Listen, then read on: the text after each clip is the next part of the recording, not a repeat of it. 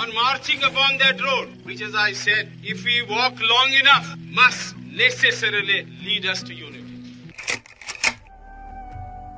మనస్సును పెంపొందించుకోవడం మానవ ఉనికి యొక్క అంతిమ లక్ష్యం.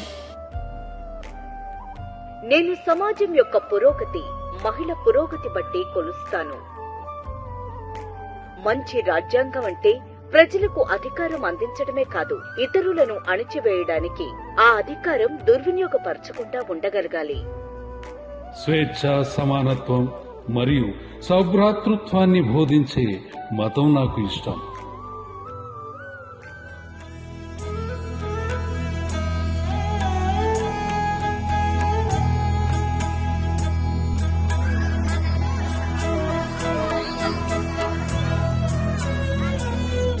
నీ కోసం జీవిస్తే నీలోనే జీవిస్తావు, జనం కోసం జీవిస్తే జన హృదయంలో నిలిచిపోతావు.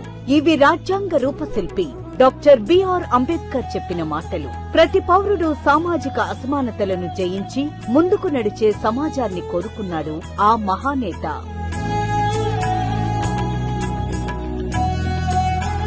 ప్రతి పేద కుటుంబం, ప్రతి పేద కులం నిన్నటి కంటే నేడు, నేటి కంటే రేపు, రేపటి కంటే భవిష్యత్తులో బాగుండాలనే సంకల్పంతో నవరత్నాల్లో నుంచి మంచి కార్యక్రమాలు, గొప్ప కార్యక్రమాలకు శ్రీకారం చుట్టాం. భారతదేశ చరిత్రలోనే ఈ భారతదేశంలో ఉన్న 28 రాష్ట్రాల్లో అక్క చెల్లెమ్మల సాధికారత పట్ల ఇంతటి చిత్తశుద్ధి చూపించిన ప్రభుత్వం దేశంలోనే ఎక్కడా కూడా లేదు. ఒక్క మీ బిడ్డ ప్రభుత్వం అని చెప్పడానికి గర్వంగా చెప్తా ఉన్నాను ఈ సందర్భంగా. ఇది గ్రామాన్ని, గ్రామ పరిపాలనా వ్యవస్థను ప్రజలకు చేరువుగా, అనుకూలంగా, పారదర్శకంగా, కరప్షన్ లేకుండా, వివక్ష లేకుండా ఎలా చేయగలమో, ఎలా మార్చామో చూపించింది. పేదలందరికీ దేశంలో కూడా ఎక్కడా లేని విధంగా తొలిసారిగా రిజర్వేషన్లు కూడా వర్తించిన పరిస్థితులు ఎప్పుడైనా వచ్చాయి అనంటే ఆ దివంగత నేత ప్రియతమ నాయకుడు రాజశేఖర రెడ్డి గారు నాన్నగారి వల్ల జరిగింది అని చెప్పి చెప్పుకునేదానికి కూడా ఒక కొడుకుగా గర్వపడతా ఉన్నాను అని చెప్పి కూడా ఈ సందర్భంగా తెలియజేస్తా ఉన్నాను.